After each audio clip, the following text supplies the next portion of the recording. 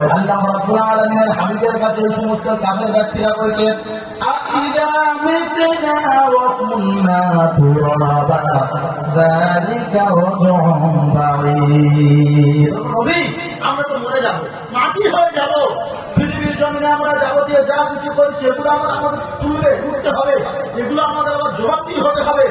নবীজি বলছেন বালা কাদিরিনা বালা মুসাউরিনা বালা।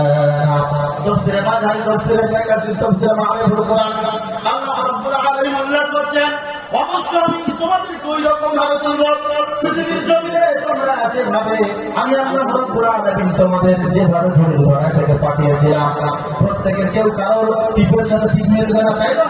হাতের আঙ্গুলের ছাপের সাথে ছাপ মিলবে?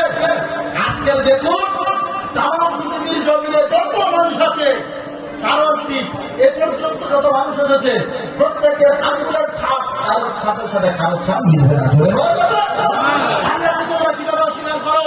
আজকাল মুসলমান সম্প্রদায় বুঝেরা পাশ্চাত্যের যুগে, মধ্যপ্রাচ্যের যুগে আজকে তারা কোরআন নিয়ে পরকাল নিয়ে গবেষণা করে, এক এক আয়াত নিয়ে গবেষণা করে, তারা দৈনন্দিন 300 থেকে 350 মুসলিম তারা ইসলাম ধর্ম গ্রহণ করছে। জোরে বলা যাবে না? কোন ইসলাম?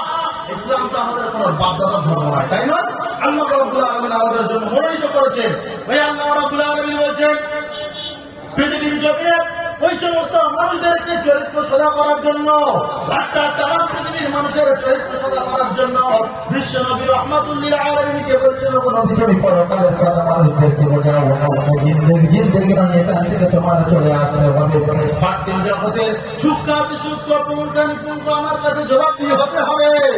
আল্লাহ রাব্বুল আলামিনের হাবিব বলছেন, আল্লাহ রাব্বুল আলামিন বলছেন ওই আপনি বলুন ওয়াত্তাকু ইয়াওমান তুরজাউনা ফীহি ইলাল্লাহ। আল্লাহ রাব্বুল আলামিন বলেন ওই দিনটা থেকে ভয় করো, যেদিন তোমাকে ফিরিয়ে নেওয়া হবে দুনিয়া থেকে, সেদিন তোমার চোখের সামনে সমস্ত শক্তির যা থাকবে, পার্থিব জগতের যাবতীয় যা কিছু তোমার সামনে থাকবে, ওই দিন কিন্তু তোমার শেষ দিন চলে যাওয়ার সময়, চলে যাওয়ার সময় আল্লাহ রাব্বুল আলামিন বলেন কাল্লা ইযা বালাগাতিত তারাকিয়া ওয়া কিলা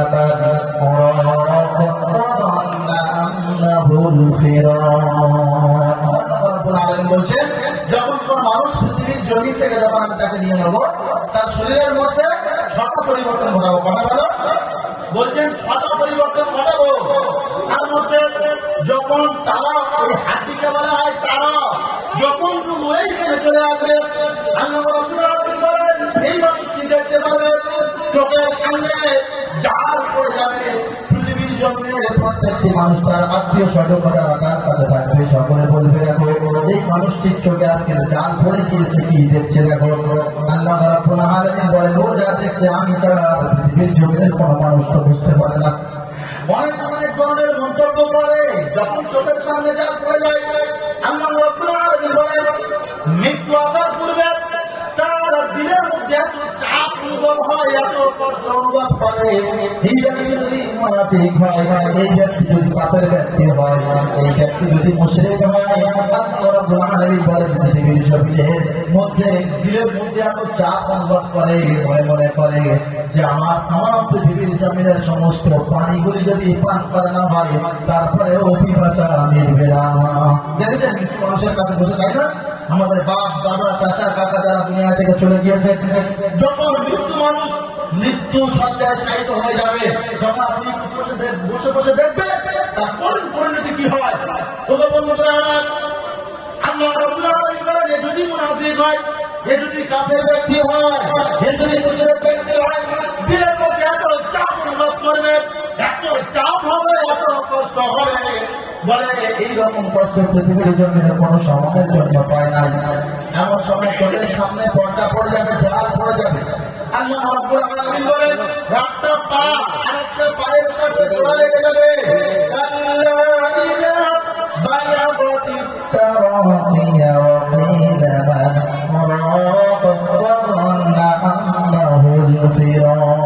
একটা পা আরেকটা পায়ের সাথে এরকম ভাবে জোড়া লেগে যাবে।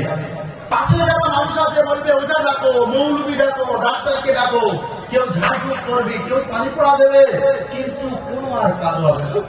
বন্ধু আমার কোনো আর কাজ হবে না। আল্লাহ এইরকম সময় চোখের সামনে থেকে পর্দা পড়ে যাবে। এ যদি মুমিন ব্যক্তি হয়, আমার সাথে বন্ধুত্ব করেছে দুনিয়া থেকে, কোরআনের সাথে বন্ধুত্ব করেছিল দুনিয়া থেকে, মৌলবী আমাদের সাথে সম্পর্ক করে গেছিল, আইন হতে পারে নাই কিন্তু আমাদের সাথে ভালোবাসা রেখেছিল। এইরকম মানুষ দুনিয়া থেকে যখন চলে যাবে, আল্লাহ বলেন আল্লাহ তাখাফু ওয়ালা তাহজানু ওয়া আবশিরু বিল জান্নাতি আল্লাতী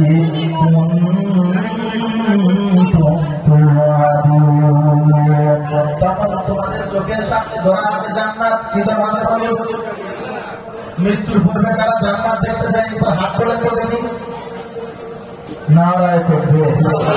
এটা কার কথা বলো? আল্লাহ রাব্বুল আলামিন বলেন তাফসীরে ইবনে কাসিরের প্রথম নম্বর খণ্ডে পাবেন, তাফসীরে মানহারি থেকে 24 নম্বর পারায় পাবেন, তাফসীরে মারিফুল কোরআনের 24 নম্বর পারায় পাবেন, 6 নম্বর খণ্ডে থেকে পাবেন।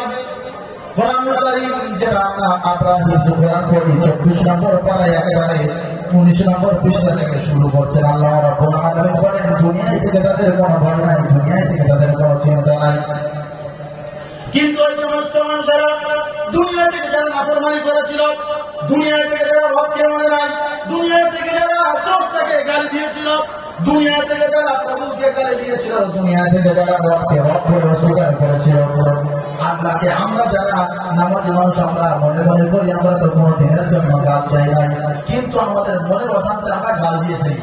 কেমন গাললেন দেখুন, হঠাৎ ধরনের আপনাদের এলাকায় ক্রিকেট খেলা হবে, বড় ফুটবল খেলা, কিছু নৌজান তরুণ যুবক আছেন, হঠাৎ মেঘ জমে গেল বৃষ্টি হওয়ার জন্য, ওখান থেকে বলে ফেলে আজকেকার দিনে আর এ বৃষ্টির কোনো আক্ষেল গান নাই। এরকম কেউ বলেন তো দেখি, কেউ বলেন এরকম? কোনো বন্ধুরা আমাকে বলেন না, যারা বলেছেন তওবা করে নেবেন। আল্লাহ রাব্বুল আলামিন বৃষ্টির মালিক, যদি আপনি বৃষ্টিকে গালি দেন, সেটাকে গালি দেন, কাজী গাল দেওয়া হবে বলুন।